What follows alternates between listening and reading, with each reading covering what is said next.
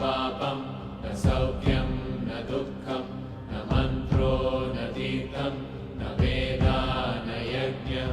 अहं भोजनं नैव भोज्यं न भोक्ता चिदानन्दरूपा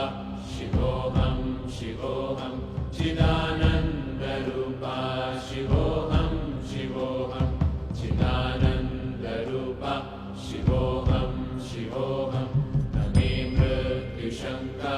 न मे जातिभेदः विनानैव मेनैव माता न जन्मः न बन्धुर्न मित्रं गुरुर्नैव शिष्यः चिदानन्दरूपा शिवोऽहं शिवोऽहं चिदानन्दरूपा